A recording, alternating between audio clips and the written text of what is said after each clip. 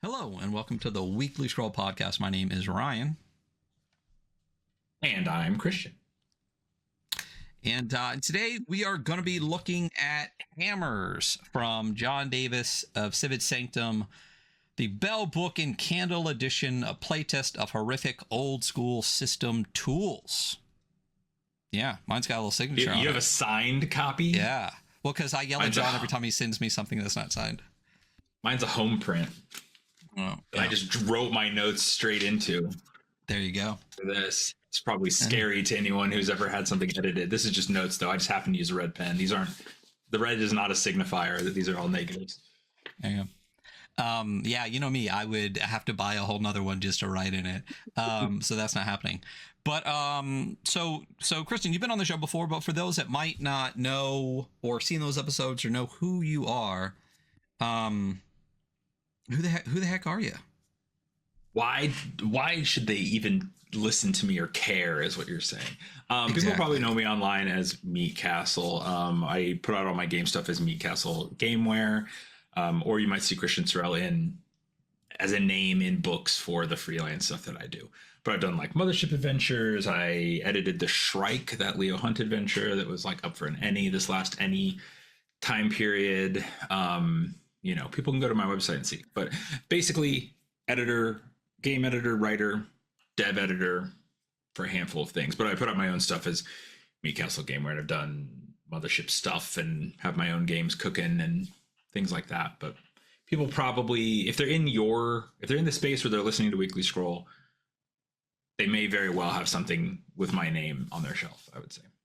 Cloud Empress, I've done a lot of stuff with Cloud Empress. I'm doing some stuff with Watt's new game, Rustwings, that's coming up now, which I think is going to be really cool and all that kind of stuff. So yeah, I'm around for sure. Yeah, expect to hear more about Rustwings here at some point. But yeah, I mean, obviously, you know, I have, gosh, I think that red box is all you. This one right here. That's all your you stuff. have the Meatcastle box, I remember. The Meatcastle box, yeah. And like you said, you were editing for a long time for kind of jump back in. And is still cooking as well, right? It is, unfortunately, very slow last year, but it is definitely still cooking. Yeah, that's one of like 2 goals for this year. I'm just giving myself some more, less ambitious goals and just focusing on like 2 to 3 things this next year. Because, it's one of those things where life always gets in the way. When you're not designing full time, for a while I was doing this full time and that was awesome. And that was like when started, and then life shifted like it does, especially for like indie creators, right? That stuff's always changing of maybe someone now can do it full time and maybe they don't. And it's like, yeah, but it's still very much there. I'm actually playing through the remake of Final Fantasy Tactics. So I've been having tactics on the brain again for sure. So yeah, still coming. There you go. Yeah, this is, you said goals for the year. I don't know why I'm holding an egg of silly putty. I'm gonna put that down. I thought it was a weird cherry tomato. So. No, I got silly putty to use as like mask for when I'm painting miniatures, but it came in a 5-pack, so now it's just become like a new fidget toy. Yeah, a new fidget. Yeah, just have an egg of silly putty in every room. But first review of 2026. That's what this is, you're the second one on, but the first review. But you said you got 2 goals for 2026. One is what's the other one? Well, I haven't made this specific list yet, but I would say one is I'd say if I have 3, one would be getting Tacticians of at least content finished. I'd really love to get it like text finished and send it into layout. And then my other 2 are I'm working on this thing called Stranger Stars, which I'm calling a Mothership total conversion mod. The idea of going for like the old PC gaming total conversion mod thing of like, hey, if you have Mothership, you've played Mothership, you're familiar with Mothership, this will be 95% the same. Sort of the way people say like, oh, it's powered by the apocalypse or something, right? I'm just saying this hews even more closely to its Mothership, but I'm building it around a bespoke setting, which is very like the opposite of Mothership. Mothership's doing the anti-canon thing. I'm doing I want to tailor a version of Mothership specifically to a setting that's sort of more space opera-y. It's really inspired by EVE Online, which I know only people typically who've played EVE Online are familiar with EVE Online, but the idea being that humanity found a way to get to another galaxy, and then that wormhole collapsed, and now it's hundreds of years after that, and Earth is gone. Like there's not that kind of faster than light travel. It's like you're not getting back to the Milky Way. No Way Home. Humans have had to splinter off, that kind of thing. So working on that, and then I have a game that's like 85% done called Void Breakers. That's a mix between a Panic Engine game and Call of Cthulhu. It's sort of like my ideal version of an investigation kind of game. Little liminal horror, a little Call of Cthulhu. That's pretty much already written for the most part, so I just need to do some of the final legwork on it. But I'd love to get that out too, but we'll see. There you go. And then you can come on, play it, show it off, talk about it, do all that kind of stuff. It's much more system focused goals for me. Typically, I'm much more an adventure writer editor than systems, where I'm trying to get a few under my belt, even though they're way harder. Which is funny because people who make systems all the time feel the other way. Like they'll be like, I don't know how you guys write adventures, I can't do it. And I'm like, I feel the opposite now, where I'm like, I don't know how you guys put out systems so much. Yeah, too much. Yeah, I mean, we're systems. We're really a systems podcast. We talked about that a little bit before the show started, so definitely excited for that. I saw you putting out some panic table stuff for your mothership. What's it called? Stranger Stars. Stars, and definitely very excited for that. So, because I have thoughts on Mothership. We talked about it. It's there. It's a game. It's right here. It is a game. But yeah. So yeah, that's Christian back on the show. I can only assume you're going to be on a couple of times this year. If not for your own games, I'm gonna convince you to come on for more reviews if Hunter ends up getting back into school again with all of his multiple jobs. So yeah, I mean, I always like talking about games, so yeah. It's easy to convince me. It's just it's that time zone thing that's really gonna that's true. That's gonna get us. But yeah, so today, like I said, we're looking at Hammers. This is from John Davis over at Sivad Sanctum. Hammers is an old school dungeon crawler inspired by the likes of Meatheads, Wolves Upon the Coast, and Troika. Hammers was released on itch about a year ago on January 28th, 2025. As I said, this is the Bell Book and Candle edition.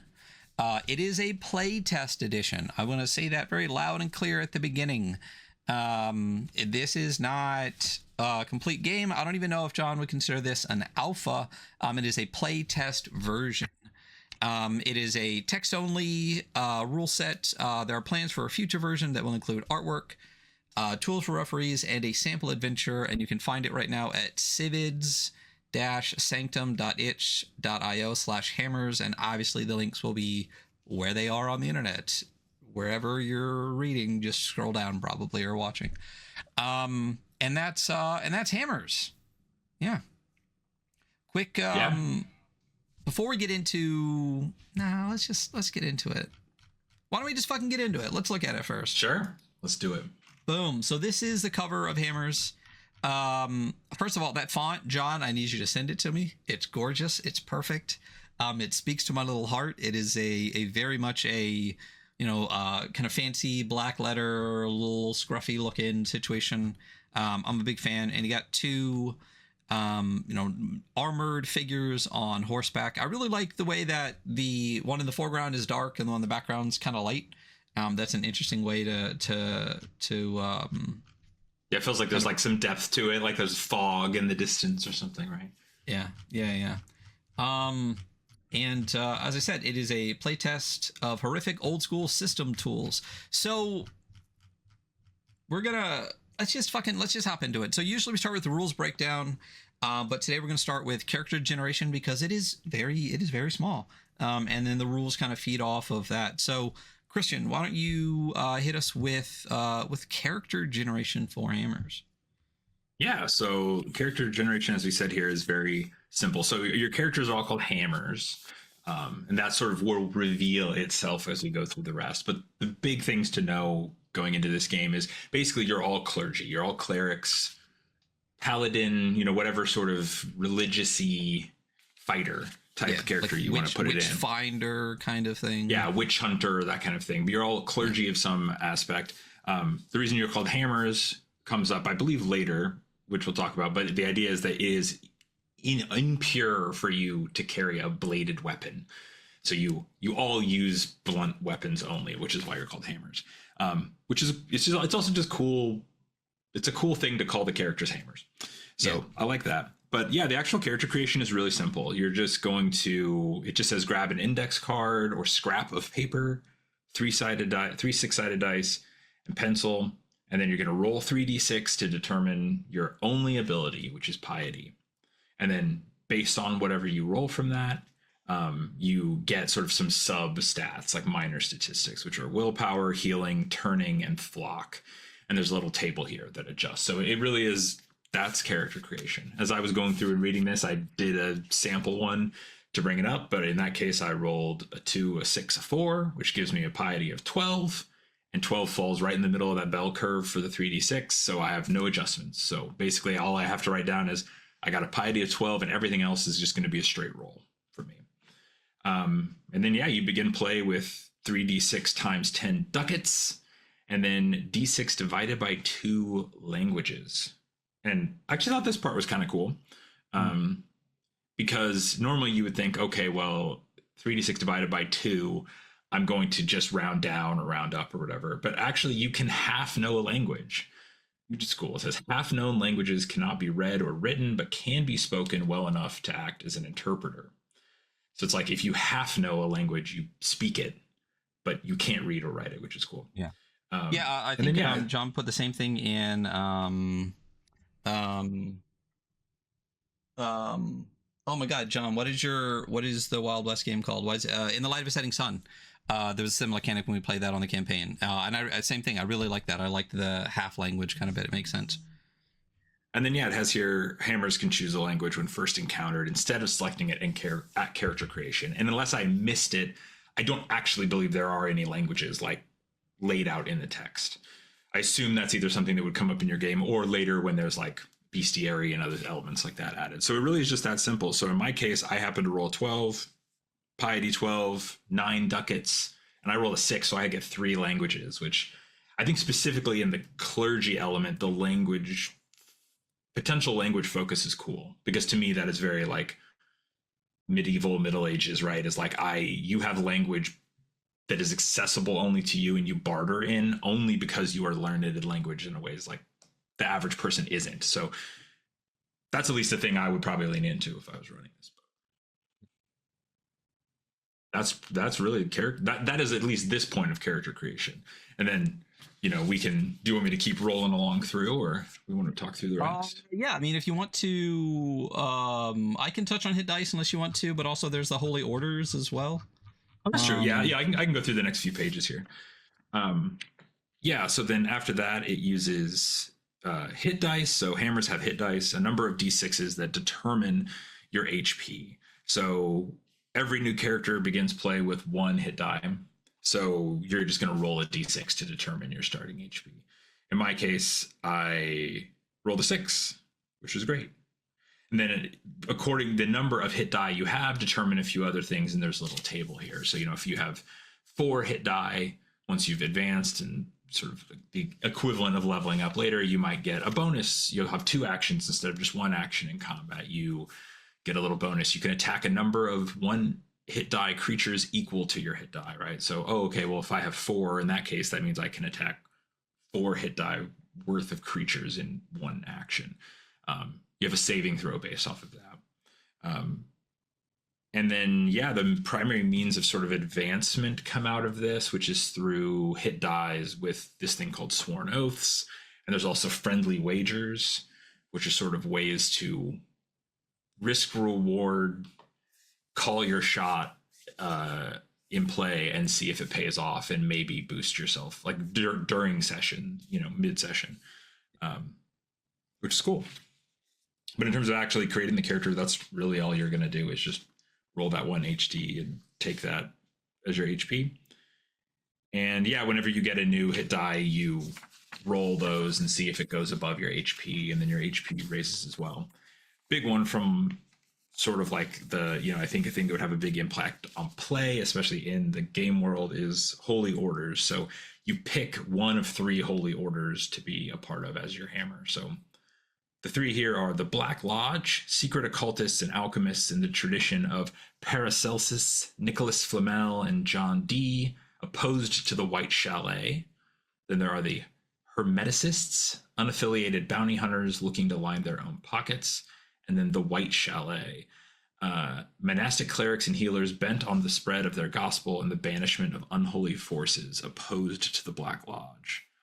And this is kind of one of the bits in here, I think, that gives us a good sense of the world that we're cooking in with hammers. Black Lodge are, in my mind, kind of like clergy looking, like hunting for hidden knowledge. The White Chalet are sort of like the controlling clergy. They're like, no, we're purging the unclean or whatever. We're like destroying the things that we don't want you to know. Whereas the Black Lodge is maybe indulging in that. And then Hermeticists are kind of those in between, more standard, they feel more standard adventurer maybe than clergy. But I think there's also, that's probably where you have potential as players to be some sort of more out there or off the wall beliefs and weird esoteric characters and stuff. Yeah, that's interesting that you're. So when I read these 3, I kind of read it as, the White Chalet being the primary controlling church aspect of it, the Black Lodge being definitely those like the guys that get in trouble in church for maybe digging a little too deep into like the miracles or the exorcists or something like that. And then I really saw the Hermeticists as kind of like the witch finder kind of people that are just like, I have a permission to murder people for God, so I'm gonna go out and fucking do it. So like an inquisitor type, or like maybe like some sort of traveling healer or something. Yeah, the sort of in between. Yeah, and the in between this does come up later. In some interesting ways, and sort of I guess the last thing, unless you had something you can say, I was gonna say the last character creation bit there is insight, where you can sort of push the luck on the roll. You roll the 3d6 again, and if it's equal to or greater than the piety score you originally rolled, you get to increase that score by a d3. And if it isn't, you die. And then you are consumed by the children of the night. Roll again. So it's kind of going for that, like, hey, you can, see if you can boost your stat. You don't. And if it doesn't work out, you die, and you restart. It's always kind of funny to me to have death in character creation. I do think here I would, because it is just kind of like, it's so quick that it almost makes me think, well, if I died, I would just roll it.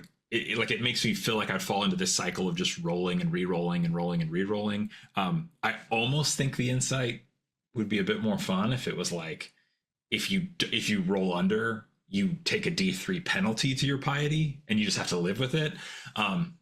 That's maybe like the way I would roll with it at my table, based on this, because I do think it's, there's not as much story in the character creation, like say, something like the you die during character creation, I always think of as classic Traveler, right? Yeah. But by that point, you're like, okay, my guy's he had this job and then that job, and he's done his 3rd tour of Space Marine duty or whatever, and he's gonna go fight another war. Let me put him through his 4th, and then you die, and then you at least come out with like a mini story.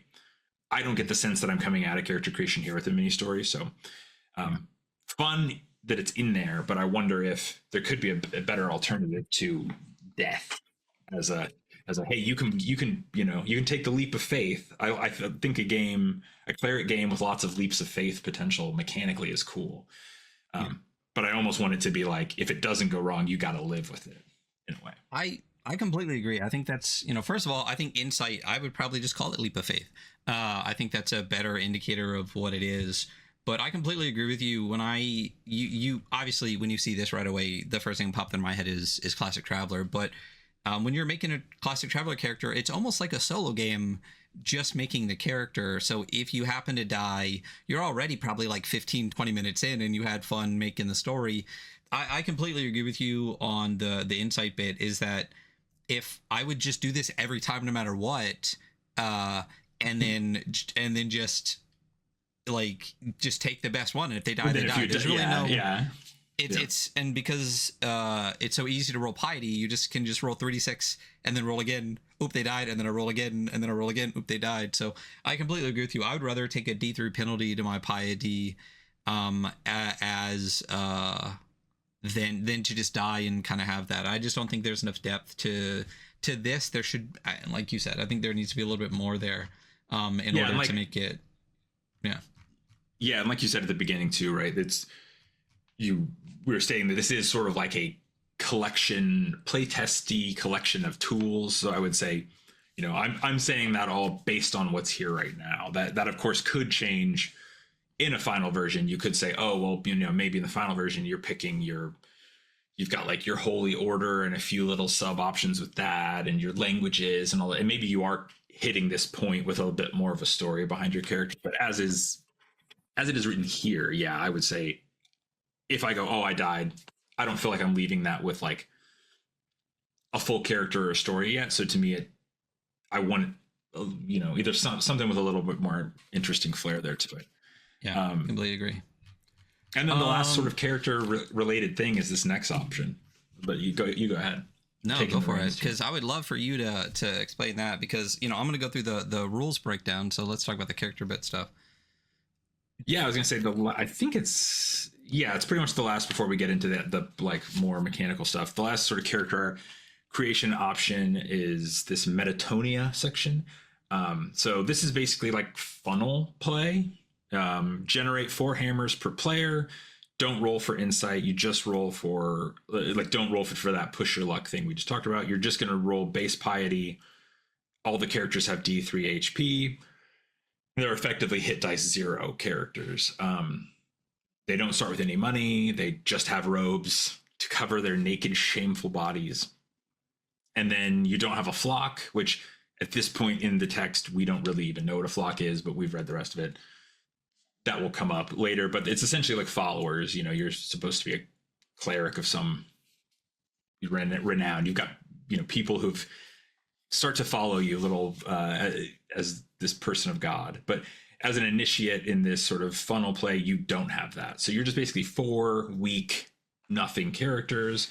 And then when you survive a session, then they go up to 1 HD. You gain a boost to your piety. And then you can start to have members of your flock.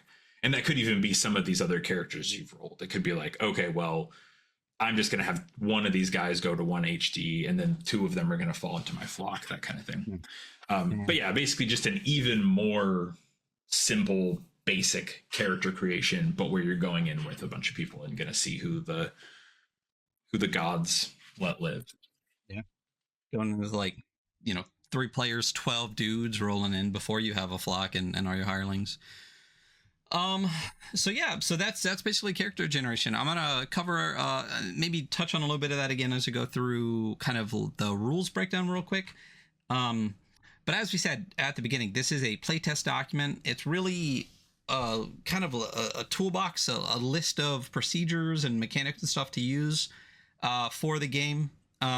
So this was a little bit harder to kind of give like a good breakdown in mechanics, because there's not really like I have questions about like the game loop and stuff like that. But anyway, so the gist of the game, as we've already discussed, kind of it's an old school dungeon crawler where the players are these 1700s-ish, clerics and stuff. Christian already touched on piety, your 4 stats, willpower, healing, turning, and flock.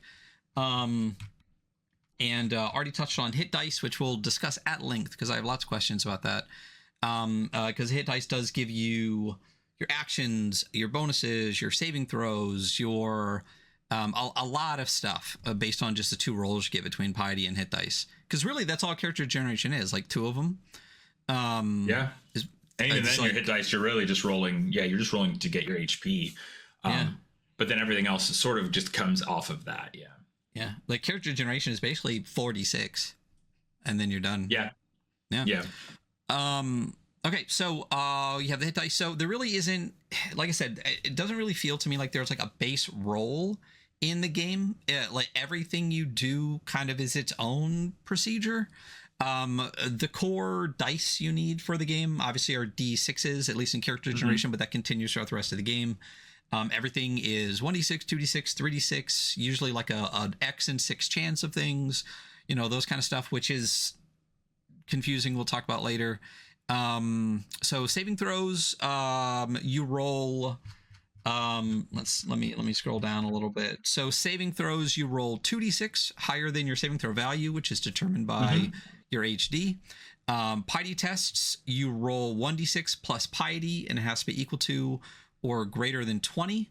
But you can push with another d6 or get 1d3 in aid from each hammer that helps you. We'll touch on piety tests. We'll touch on a lot of this stuff again after the kind of the run through. Leveling, advancing, as Christian said, is gaining and losing HD, which is done by completing sworn oaths, which seem incredibly difficult. We'll go over the math of that a little bit later as well, but that's one of the core kind of non-dungeon crawl loops. I mean, can be part of it, but like it's the mechanical loop outside Could of be, it is it could be in any at any point in play, whether or not you're like in combat or in a dungeon. Yeah. Sure. But that's kind of like the core of gaining. It's a daring personal goal that grants HD after accomplishment, that showcase your faith in bombast, and it's a piety test without anyone being able to help you. We'll go over the math of that a little bit later. The other and the HDs up and down is part of it. One of the other things that you can do is friendly wagers, which I know you're a big fan of. We'll talk about that too. But basically, you can wager someone. One of the examples is here is who can make it to the village before nightfall. So you can wager with as many other hammers as you want, and the winner gets 1 HD and the loser loses 1 HD, which is again interesting. We'll talk about. And I think is fun. It reads to me as potentially fun if you're in a party with mixed affiliations for your clerics. I see both the sworn oaths and the friendly wagers as sort of being that like you know, the white chalet guy being like, my god will see me safer back to town than yours, screw off, bozo. And then he goes running off, and then when he loses, it's you know, it's like it feels very like that, like you feeling like your faith is paying off or not, and the back and forth of that. So it seems like it has fun potential, but you would obviously need the hit die to wager, which the spin up could be a little bit there. Which, again, with the interplay between that and some other things is one of my kind of core, I don't want to say issues, it's questions with the game. So that's definitely something we're going to talk about. You talked about flocks. You can have a flock of henchmen, hirelings, and specialists that follow and assist you. When you get to combat, the combat uses matrices. A la Troika and whatnot. I know we both have opinions on that. We'll talk about that. But here is the combat matrix for the combat matrix. HD on one side, AC across the other. So if you have HD 1 and they have AC 5, you need to roll a 7, right? And then there is a damage matrix as well. You would just roll a D6 if you successfully hit. And you will look at the weapons list on the side here versus the roll across the top, and it'll give you damage. So if you have an arquebus and you roll a 6, you're going to do 18 points of damage. So those are it's interesting. It's one of those things that is, in my opinion, interesting. I think it's very much like a love it or hate it kind of thing. I don't know a lot of people that are middle of the line on matrices. I mean, you know, when I was going through it, it's like my knee-jerk reaction is that I don't like them. Same. But I don't necessarily think that I have a good reason for that.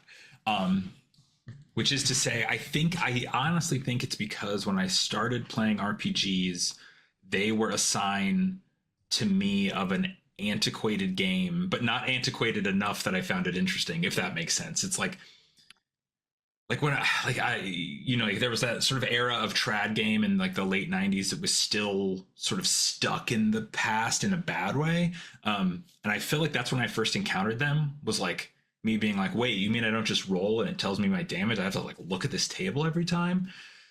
But I think in practice, like they probably aren't really any slower or faster. I know some people really don't like the like math, while rolling. Like they don't like having to go plus this modifier plus that, or let me add up these 4 dice. I do think from the damage matrix, it is cool that it lets all the weapons have different, different scales of damage. I think is cool. That's something you couldn't replicate easily with dice rolls, at least. If the arquebus or whatever, you couldn't just say, well, roll, saying it's not the same as saying roll 4d6 for damage isn't the same as saying roll d6 and maybe the 6th option is like 28 damage and the first option is 1. It lets you have a more interesting and varied damage scale between weapons. So I think that's kind of cool. But I think in play, I think I would be fine with them. But yeah, for some reason, my knee jerk is, it's like, ooh, it feels kind of like, sometimes you see a character sheet and you're like, oh, this looks like a tax form. Yeah. But like not in a fun way. So that's my thought. But I think that they're fine here. I think they would be fine. I feel somewhat similar. My knee jerk is I'm not a fan, but it's also one of those things where I'm not enough of a fan that like 20 minutes into the game, it would just be a thing that exists. It would no longer be a problem. You know what I mean? Like it's a little bump that would be easily sanded over. You know what I mean? It's not an issue. Yeah. And like you said, it just means I have this page open in front of me as I play. Yeah. And then you could even have on your character sheet with your weapon, you could even just have just your line of damage written down on it too. You don't even need that. So, I mean, it is interesting because with Combat 2, if you roll a crit, you get double damage. So if you roll an arquebus at 18 damage and then roll a 6, you're doing whatever 18 into 36 points of damage, which is insane because this is not a very high HP game. So weapons are deadly. That's part of it. So combat, they use matrices on attack roll. You roll 2d6 to attack, and you get movement and an action, but maybe more actions. It's not addressed in combat. The only time the number of actions you have in a turn is addressed is in the table that talks about how many actions you get. So we're going to talk about the clarity throughout the document coming up, but to finish kind of running through this, the other things you can get are obviously your clerics. You can turn unholy. There are prayers called Hail Marys, which we will discuss because I think we both have kind of a lot of questions about that. Yeah. And then everything after that, really, again, we're not going to go too deeply into this. We're not going to read it page by page, but there are holy relics. You can do research. You can have feasts, which is the only way you can have an option for a death saving throw is if you had a feast that day, which is interesting. And then everything after that, pretty much, it is a dungeon crawler game. The core loop then becomes raiding lairs to kill unholy, and the vast majority of those mechanics are pretty classic old school dungeon crawling. Like there's wandering dungeon turns, tables, that kind of stuff. And my issue, we have a whole set of metrics to talk about to get to the issues, but that's kind of it. There's options for henchmen. There's options for having, like a stronghold, aka like a sanctum, which is here. Traps, hazards, morale, all sorts of stuff. So the whole second half is really classic dungeon crawling, which is an interesting kind of thing to have a party of clerics that go dungeon crawling in the world. It's flavored a little differently. It's flavored as layers in the like LAYIR, and the idea being that it's like because we said it's this playtest doc, so there aren't things like there's not a bestiary here and stuff, but I get the feeling that there is a mention, I think at one point, of werewolves. There's a mention of vampires. It feels a little like Witcher, Vampire Hunter, that kind of vibe. So it's like I get the feeling that this isn't so much like let's go down to the old temple and just see what we see. It's more like we have heard the villagers are dying to some beast in the night and we've been told it lives here. Let's go down and find it. Which is cool, but we can talk through it more as we go through. I think, to me, out of everything on my initial read through, the differentiator, like the unique aspect here, is I think leaning into the cleric thing. I think that having followers, each PC having NPC followers, like more or less from the jump, is cool. The shifting up and down. It also has, a lot of games do this where they kind of recommend, like, have someone make the map, have someone whatever. Here it kind of calls out specifically, like, hey, there are roles, player roles. It's like caller, which is the person who's deciding where you go and when, like overall. Mapper, quartermaster, which is the person who's tracking like time, goals, arrows you fired, foes you vanquished, hammers lost, and then shepherd, which is like the person who's tracking like money, the names of everyone's flock, the locations you visited. And to me, I think that's kind of the juice that's the juice that's here, is really leaning into that like clerical aspect in a traditional sense. Like, I want to feel like a monk playing this, and that means that I want to be like, let me open my tome. Yes, Edgar the puny. He's joining your flock today, and we have to pay 100 ducats to keep our sanctum up, and stuff like that. So I think that's the cool differentiator here, because at least in my experience, I know a lot of dungeon crawl games have hirelings and stuff like that, but normally I'm always playing with enough people that we don't really ever use them.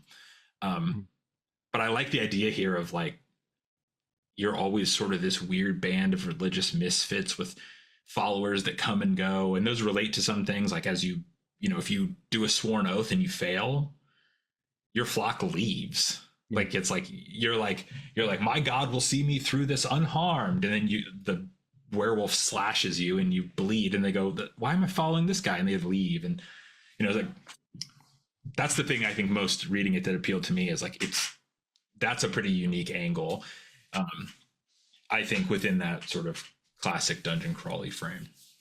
Yeah, no, for sure. I think so that's game mechanics, that's character creation. We're getting into like our thoughts before we get into the metrics, and you've hit on a bunch of them. Why don't we go through the rest of kind of like your, we have our notes here. Like, what were your general thoughts that, aren't really going to be covered in the metrics a little bit? And then when we go through the metrics, I definitely want to hit on some more specific things. But is there anything else that you thought, like likes, dislikes, miscellaneous bits, things that stick out about Hammers? Again, as a playtest document for those listening. Yeah, I was going to say, it's, I think it's got a pretty tried and true core in that way of like, if you've played that old school dungeony stuff, you're going to see a lot of things here that are standard, or like standard within that pantheon of everyone has their own little house rule-y variants. This is like clearly someone's pick of those. But the things that I liked were kind of, like I said, that friendly wagering, the oaths, the flock, the sanctum. There's cool stuff like, you have to have, if you have a sanctum of a certain size or certain area, you have to pay not only money every month to keep it secure and up, to keep it up, you also need to denote some of your flock members stay there to keep it secure. So almost like that management layer, that like you are trying to sort of build a religious following and always sort of, take these leaps of faith and show how your god or your way of worshiping your god or whatever is better than the other allies in your party. That to me is the stuff that, like, I would hope when this goes further down development, it's like, that's the stuff to me that's like what shines here. That's why I would go here rather than someplace else. And some interesting stuff. Like I said, it's cool that it calls out specifically like holy relics, and it's like, hey, magic swords are pretty common. You can't use them. You're a cleric. Like, that's an unclean weapon to you, but your flock can use them.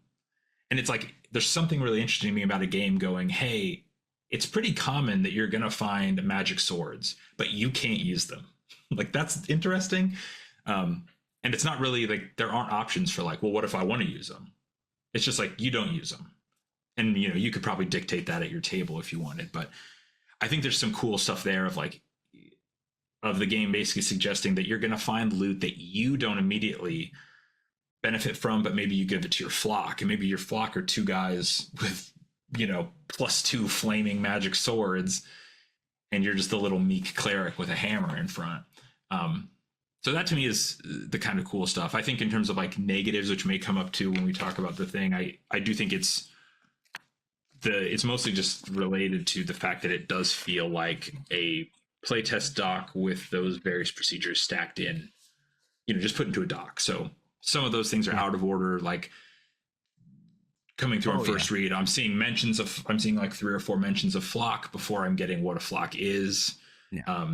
Some weird things where, it says, oh, if your hit die is this amount, you get +3 flock or +2 flock, but it isn't actually +2 members to your flock. It's like the maximum you can have in your flock goes +2. So little things like that of like, well, how many flock members do I have to start? Do I have any? Do I not have any?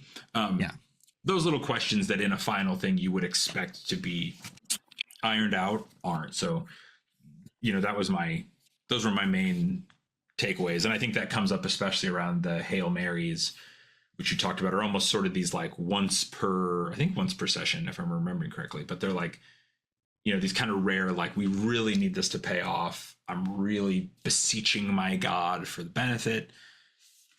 But it isn't really clarified here to me very well in the text of how and what they are. Like, they kind of say they have like a 50-50 shot by default of happening. They typically involve a to hit die, but sometimes you can do a Hail Mary and an attack.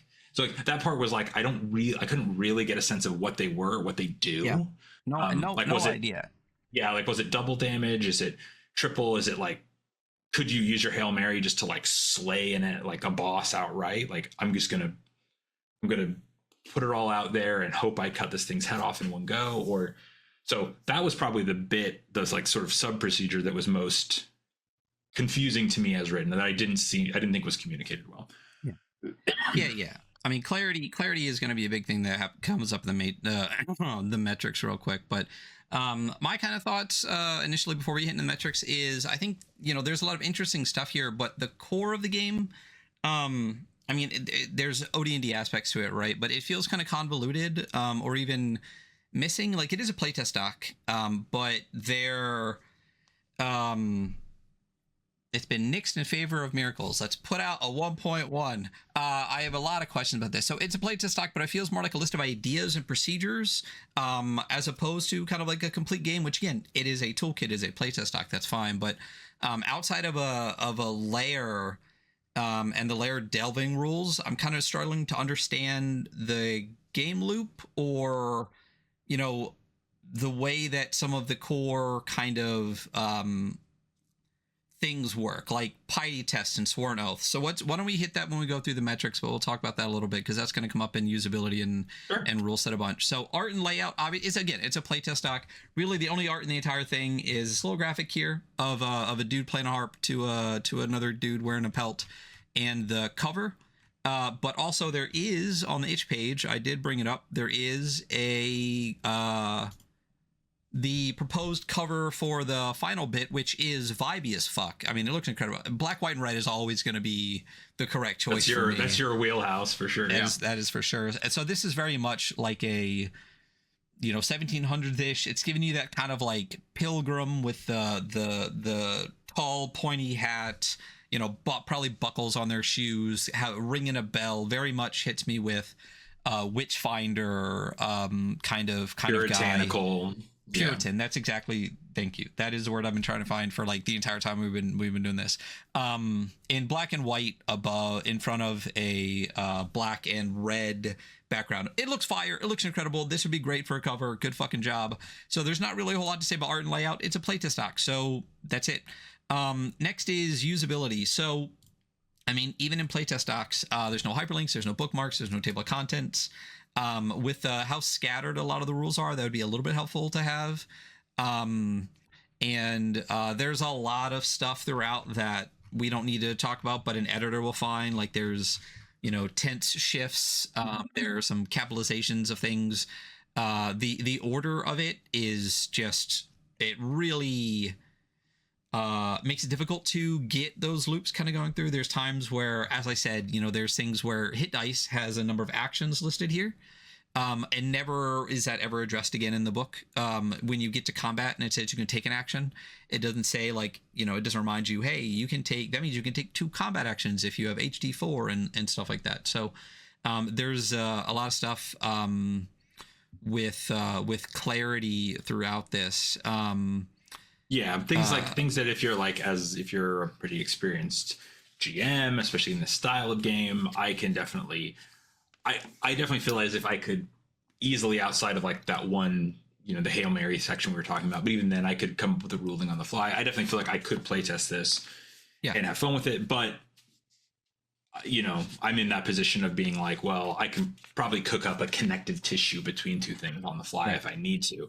But you don't want to have to feel like you need to do that. But like we said, this is a playtest doc. But that's kind of my feeling too, of going like, okay, it does say, if this table says I have +2 actions, I assume that just means when it says I can do an action in combat that I actually can do 3 now, but it doesn't, specifically state that. But the big thing for me was that order of, mostly the order of that information, how that information is presented was the biggest thing that I think even in its playtest form, you could swap some of these things around. Now I knew, it's a 20-page doc or something, it's not that long. I just made a note. I was just like, what's flock? I'm going to keep reading. Oh, okay. In 3 pages. Now I know what a flock is. Not the end of the world from a playtest standpoint, but you could reorder some of those things, introduce concepts a little differently to make it read more smoothly for sure. Well, especially if you're putting on a document to get feedback, which this is, on the itch page, it says like this is put out to get feedback and stuff like that. I think it's too terse. I think there is a complete lack of clarity for most things. There are no examples really of pretty much anything. There's no explanation of things that would be incredibly helpful. I think this is the kind of doc where it's okay to over-explain and you can pull that back for the primary doc to get the wording you want, versus under-explaining when you're trying to communicate something. Like specifically, like you said, the Hail Marys and John said that's getting replaced with miracles and stuff. But there's a lot of other clarity issues. I have a little pet peeve whenever I read a book when there are tables or not even tables, when there are directions to information, because of how often layout changes that. So it'll be like, look below for this, but in a book it's the tables to the right. And that happens a bunch through here. Like you can scroll like 10 pages down and it'll say, see the piety table above. And it's the piety tables like 20 pages ago. So there's that kind of stuff through that. We'll get clarified later, but it wouldn't be bad to kind of go through this entire document, rearrange some stuff, clarify some stuff, add some examples, add a lot of, kind of more explanation to really portray some of the stuff that you want. Like I have a lot of questions going into rule set, specifically about a number of things. I personally think it's really interesting how much incentive is built into the game, with the way that play, whether narratively or mechanically, seems to be dictated, specifically around like sworn oaths and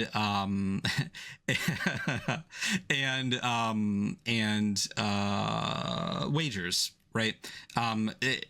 Almost all of that is all incentivization, but I have an issue with kind of the de-incentivization of things, specifically, and this is a question I'll ask you, and John's here in chat with us, so we'll talk about it. But my issue with sworn oaths is that it's kind of the core part of after character creation, the way your character kind of works. It is a way that you can increase your HD. And I want to specifically bring up a couple of things about it. You said, with wagers and things, your HD can go up and down, but there's a section here at the beginning where it specifically says, when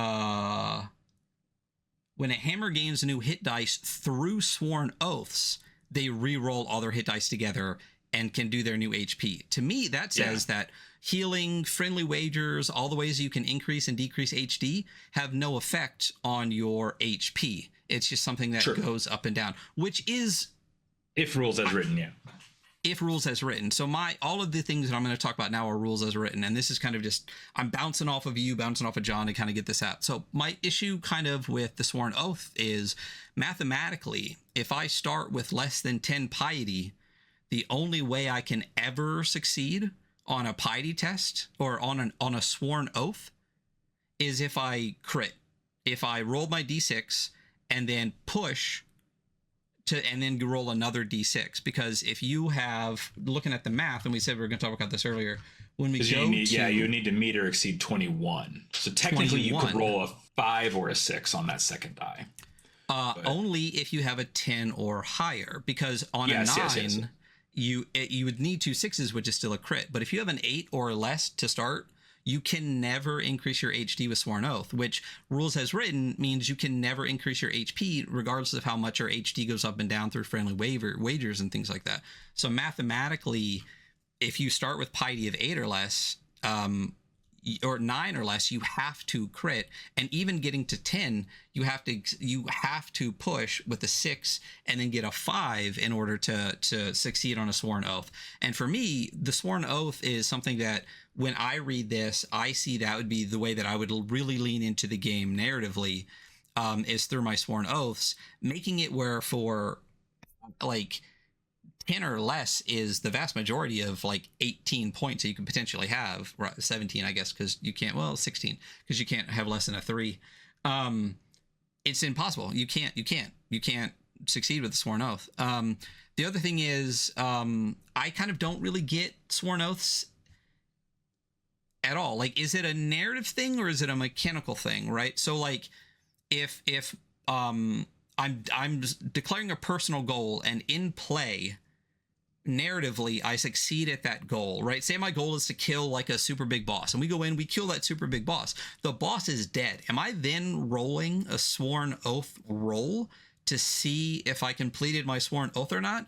Because narratively it already happened. So how am I explaining that mechanically, then mixing it with the narrative to do it? And if not, can I just always just roll for a Sworn Oath without hitting the narrative beat to it? So it feels like a kind of like a more narrative mechanic, but then you have this mathematic mechanic on top of it that for less than a 9 piety is impossible anyway. So I'm just I know what you're saying. It's not a straightforward boast. It's not me saying we will kill the dark beast in the cave outside of town. I will do this. And then you go and do it. So then you get an HD. Yeah. You have to roll rules as written. You still have to roll this almost impossible roll in order to gain it. So it almost makes me think, that the way I guess that I would, I do think that there is some, like you said, there is a lack of clarity there for sure. I would probably run it as I'm going to attempt to slay the monster is the Sworn Oath roll, but not everything applies to that, like you said, because that could be like, your clerics, that could be like, I will bring clean water to the village, a source of clean water, right? We're gonna help the people in the village. Oh, how are you roll? Maybe you don't have to roll for that. Maybe that's, you spent time and other resources exploring, and you found a natural spring. Cool. Or sometimes, you could complete an oath after you should have maybe rolled for it. Like it could resolve a different way. So I do think, like you said, that contention is there of going, well, is it always a roll? Does it have to be a roll? Or maybe they're meant to be a more short term, and that's why there's a roll attached, but we need that communicated a little better. Because if it's supposed to be short term, maybe it literally is supposed to be that. It's supposed to be like, you are in a lair, you see a trapped hallway, and you go, my God will see me safely to the end of this hallway. You roll a test, and the test determines whether you get to the end of that hallway safely or not. And if that's that, but it's not communicated super well. Well, it's not even just that it's not communicated, but I think that like at that point it becomes there's a lot of friction then between the narrative and the mechanic, right? There's a lot of games that, like Dragonbane, for example, like there are things that you can gain a heroic feat or whatever from doing a thing. But like you just have to narratively kind of like do the thing or declare the thing, succeed at doing the thing, which has a lot of other mechanical bits into it, right? Like if I say I'm going to kill that bad guy. There's a million rolls between me and killing that bad guy. And then when I actually get to it, is a thing. So I think there is a friction here between, is this narrative, is this mechanic? And I don't know if there's a reason to have it be both as opposed to one or the other, especially since all you get from this is one hit dice. And then we get into things like, okay, how about friendly wagers, right? So friendly wagers, and you can only do this one per session. Friendly wagers, there's no limit on it. So we could fucking DraftKings this shit, wager all goddamn day, and I get into session with 20 fucking HD, right? And you could end with 0 HD really easily. At that point, where is the diegetic or endogenous reason to ever fuck with sworn oaths at all? Like in character, there's always like, well, because your character would do that. That's kind of a thing. But like out of character, why would I ever risk dropping HD if I have to do an almost impossible roll to get a sworn oath to increase my HD? You mean you're saying, why would I mess with friendly wagers? No, why would I mess with? Yeah, because then if I have to do why would you mess with friendly wagers if your hit die, if the gaining a hit die is so hard? Yeah. And not only that, yeah, then you have to look at healing too. So we talk about healing, clerics heal. There's a whole faction whose entire description literally says they're healers. But when you heal someone, you lose a hit dice, which why would I ever do that in game or out of game if once again I have an impossible roll to get me back up? And I know John said in chat that you can do you can do research, which is sort of like a downtime way to guarantee not guaranteed, but like to get more steady advancement. Yeah.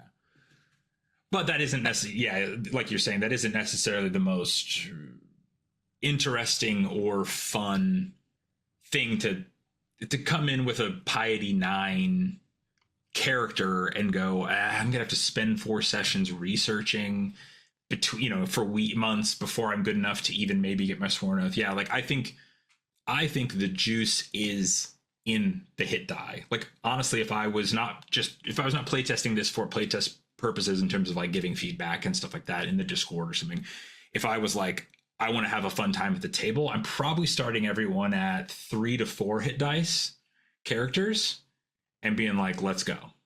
And I'm probably going to run the sworn oaths. As more, like I said, that in the moment, they're like, you declare it and you make a roll, and the roll is just determining how it plays out or not. Maybe it's mid boss fight. Maybe it's that, maybe it's like you go to see the leader of a town and the guards won't let you, and you turn to your party and say, we will speak to the mayor before this day is done, and you roll. And if you fail, you don't, and if you succeed that roll, you do. Because to me, I think the fun is that the system is so lean that I want there to always be that shift. Like I want to have to look at the HD table a lot, because I want to, like, within a session, I start at 3. By the end of the session, I'm at 5. The next session, I healed someone and I, made another wager, and now I'm back at 2. And the same way your flock grows. So it's like, I think that's where the juice is in the game. So, I do think, like you said, I do think it should be a little, I would prefer that it was more it was more likely that you could succeed a sworn oath every session. Yes. See, so my issue, I think this is percolating and finally came to a head. I think to me, sworn oaths feels a little bit like, or my issue with them is the same issue I have with Mothership 1E, in that there's disincentivization that I think is counterproductive to what the game is trying to do. In that, for example, Mothership 1E, it is this game that wants to be OSR, but is built on this panic engine that requires you to roll on a table, but tells you constantly to not do the things to get you to roll on the table. But rolling on the table is the fun part. So I know a lot of people that will start with like 5 panic or whatever, just so that you can get to those rolls on the table quicker and faster, because that's the fun part. Which at that point, then, like, again, you created this system that has friction in it where you try to avoid doing the things to get you to roll on it, but rolling on it is the part that you want to do. So with sworn oaths, if the sworn oaths is supposed to be a thing that you want the game to center around, making it nearly impossible to do seems counterproductive to having it that way. You could almost just fix it by making it a 2d6 roll and then being able to push it or whatever, because then you can just succeed at it, but sometimes you will fail. I don't know if mathematically that would help, or even just being able to do D3. But, you know, the other part too is, again, like, I think you're right in that the HD moving up and down and constantly being like, oh, I have 3 actions now, or I have this, having it kind of be like a favor of your god kind of bit and stuff too. But having it be where the HP only changes when you succeed on a sworn oath, which you can only do once, allows that HD to bounce up and down through your wagers and stuff like that, which would be really interesting. It's just making the sworn oaths so difficult to do, I think will just encourage people to not heal people and to wager a lot more.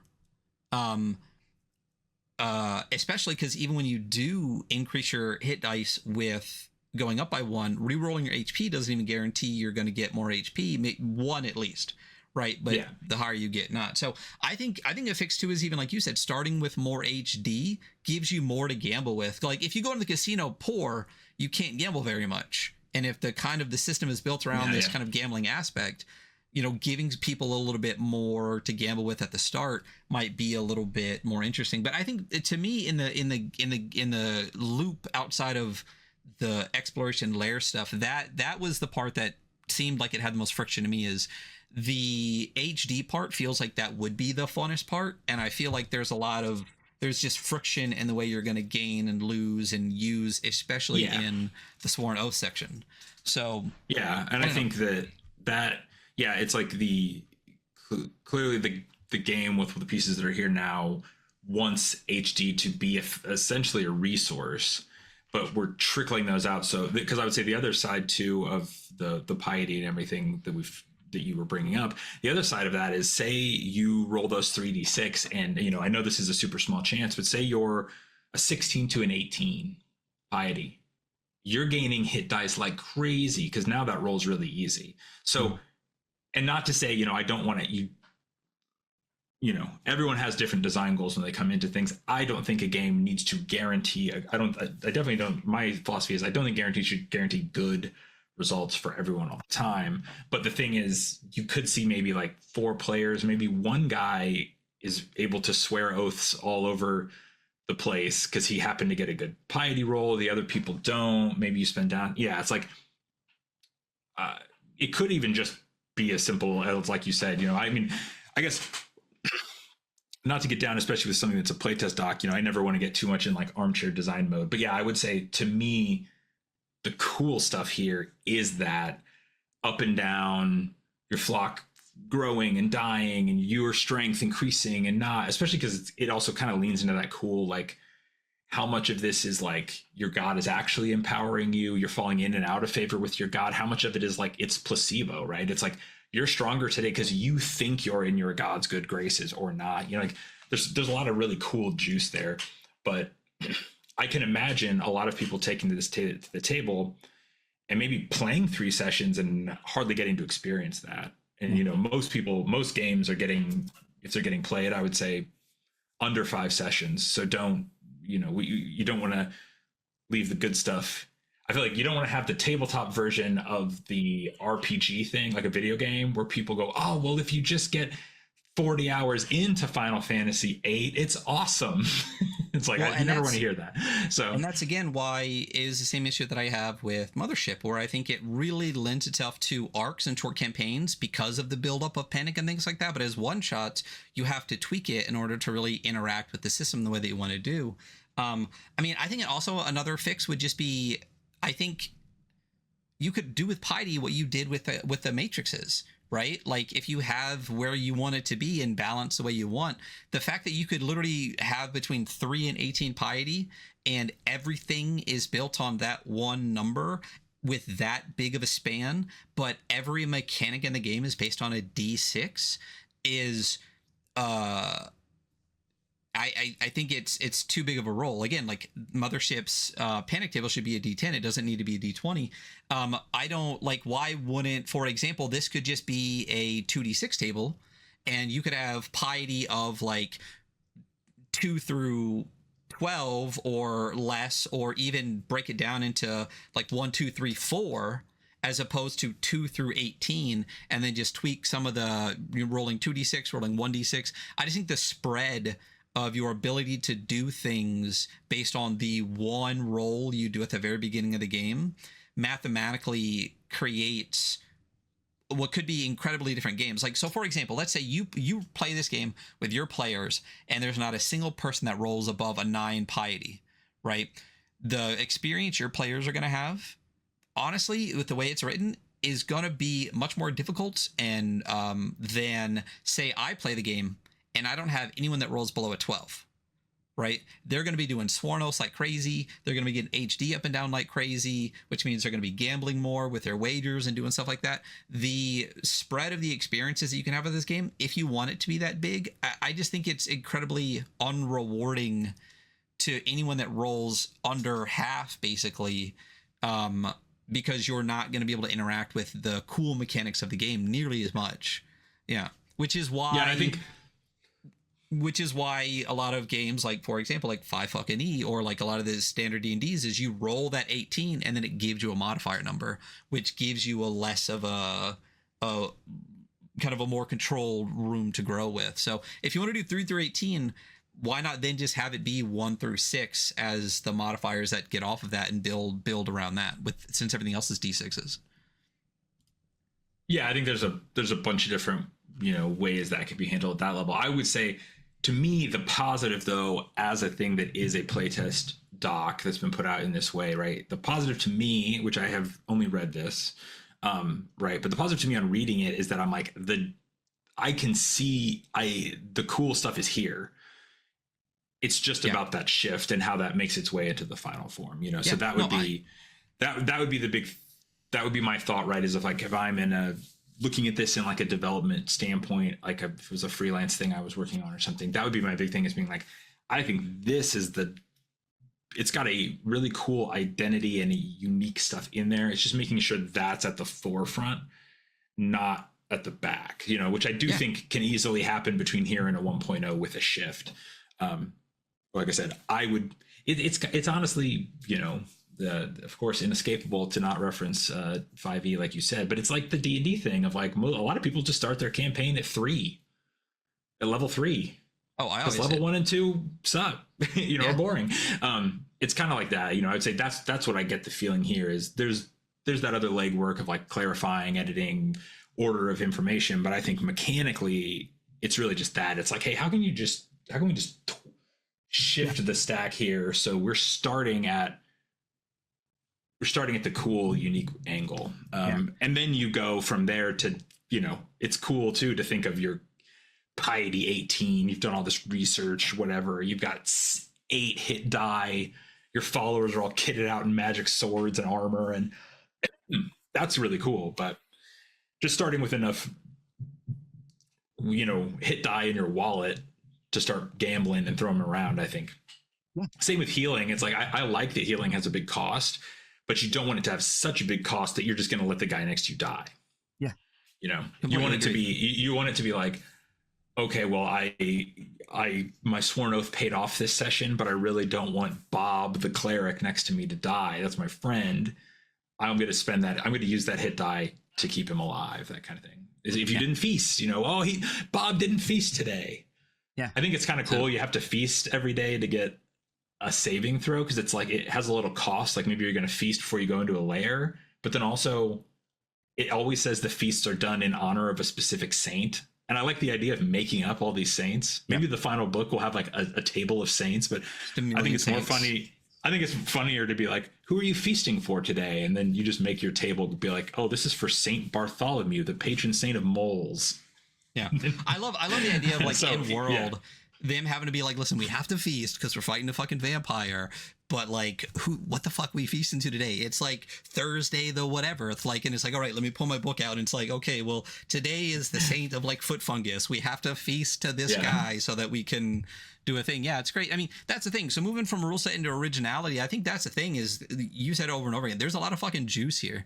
I just think that it's, it just needs the right kind of squeeze. For originality, I would love to play an all cleric game of like witchfinders that are kind of that are like opposed to each other, but working together to kill werewolves and monsters in a kind of 1700s ish, you know, whipping around their arquebuses and stuff like that. So for originality for me, I think this is pretty way up there. I think there's a lot of really fun, interesting mechanics. There's a lot of ways that this can be dialed into something that's really, really fantastic. And I think as a playtest document, this is an incredible list of fun ideas and procedures, and I can't wait to see it kind of dialed in. And yeah, do you have thoughts on originality? Yeah, I would say the same thing. That was the thing I had seen.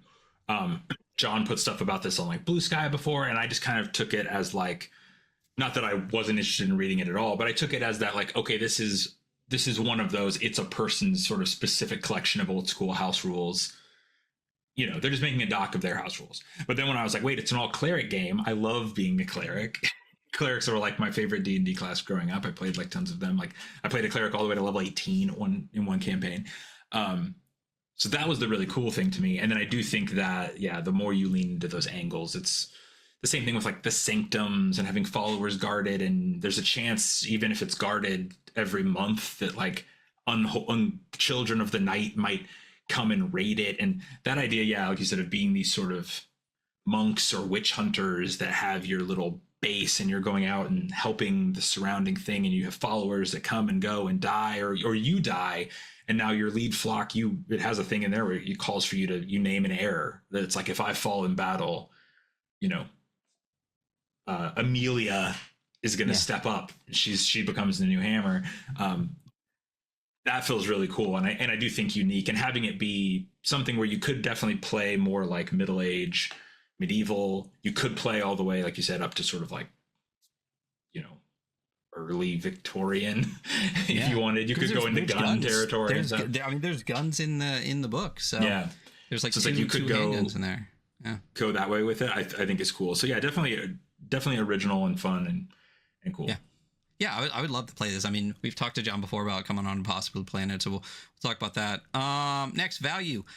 It's $2 for the PDF. I mean, even with everything that we were talking about, like, it's a great set of tools. So even if you just grab it right now to have some homebrew stuff to add into your OD&D campaign or whatever kind of like old school game you want to do, for $2 it's way more than worth it. But also, like, I can only assume that as John keeps developing this, there's going to be updates to it, so probably a good idea to grab it right now when it's only $2, because then you get those itch updates. And I did get the printed copy. It is $9, I think, plus shipping, which is like $5. So for a 20-something page zine, nice quality. I obviously was going to snag it. It's total of $14 with shipping and everything, which is a great deal. Anything less than $10 for a zine, it's fantastic. If you pay in now, you'll have access to the full version. $2. I'm glad John's in the chat, because I was going to ask that. I was like, I think $2 is definitely worth it. $2 is especially worth it if you get the full, whatever the end version ends up being, for sure. Yeah, that's crazy. And then vibes. I think we kind of hit it on already. I mean, I think this is a game that I really want to play. One, because I really want to see how it plays, you know, because again, I do have a lot of questions kind of about this HD loop that we're in. But I think the vibes are strong and could be stronger. I think that the parts that I think are really cool sound really fucking cool, but I think leaning into those parts a little bit more would be really fantastic. I think art obviously would be a huge help, but again, this is a playtest document. But I think, you know, all the things that would increase those vibes are things that I think are planned to come, like adventures, layers, you know, bestiary, like all that kind of extra bits are the parts where a lot of the flavor gets to come in, tables and relics and all that kind of stuff. So there's a lot of flavor and stuff that is all the parts that would be added to this to kind of round it out to a full game. What do you think? Yeah, similar. I would say the parts, just by lieu of where it is in development and as a playtest doc, sort of the least flavorful parts are what's here. Like what would be the least flavorful parts of a full game are what's here. We get a little bit of it in, the names of the stats, like piety, flock, those kind of things. But with a game like this, really most of those are going to come out from like, oh, there's a holy relics list, there's a bestiary, there's I said maybe a sample adventure, maybe there's a table on the feast page with a list of example patron saints. That's where you're really going to get it. The vibe is going to amp up. I can easily imagine, though, with what's here, how I would lean into that. But yeah, same thing, right? You can imagine maybe there's like a NPC table or list for people in your flock, right? Like what kind of people are in your flock? A bandit who's turned away from his life of crime and wants to be better, or an ex-prisoner, like an escaped prisoner who's taken up the kindness of the clergy to get out of the law. You can imagine a bunch of these possibilities. So it's like, I think as those, the mechanical core of a game is always the least vibe of it. Yeah, saying roll 3d6, it doesn't have much. Yeah. But there's a decent chunk of that here, but I do think that will come in even more later. But it's easy to imagine using the sparks that we have of those vibes here. Absolutely. And you know what this game is to me, though, because I mean, my brain this is where it's at right now. This is Dark Heresy to me, basically. Like the fact how easily you could run this as an Inquisitor with their acolytes and stuff like that. Warhammer 40k, for those that don't know what the fuck I'm talking about, how easily you could have your flock be just your dudes and actually run your hammers as straight up fucking Inquisitors, and literally just have the 3 different factions of Inquisitors, the different ordos, be the different ordos that you are in the Holy Orders. I mean, that's what I would immediately hack this into, is just actually running as Inquisitors. Because in Dark Heresy, you don't even get to be the Inquisitor. You're the Inquisitor's homies, like you're his little buddies or whatever. But actually being able to run this as Inquisitors as is, with just changing some names and stuff, barely even doing that, just armor is now power armor, kind of. It fucks, like, so yeah. What you're saying is you're asking John, you're saying once you finish hammers, star hammers. Star hammers. That's exactly what's happening. That's exactly what's happening. Star hammers. Yeah. That's what I envisioned. Power hammers is good too. Yeah. That's what I envisioned as well. Was like, it's that Inquisitor vibe. Whether you take that sci-fi like 40k or just literally like, we are the Inquisition rolling around. It's cool. Yeah. It's also interesting because I think at the table you could decide how you want to play that as the GM or as the table. Like, do you want to be like actual Inquisitors, which is like, we're going to go hunt the witch and it's just like a woman living in a cave? Or do you want it to be like, she's really an evil witch? Or both. I think it would almost be cool to have that be part of play, as the party needing to determine if this is a real threat, a supernatural threat, or just like a problem to deal with. This is an interpersonal problem. They just call this lady a witch because they don't like her. But I think you could lean into that too, which is cool.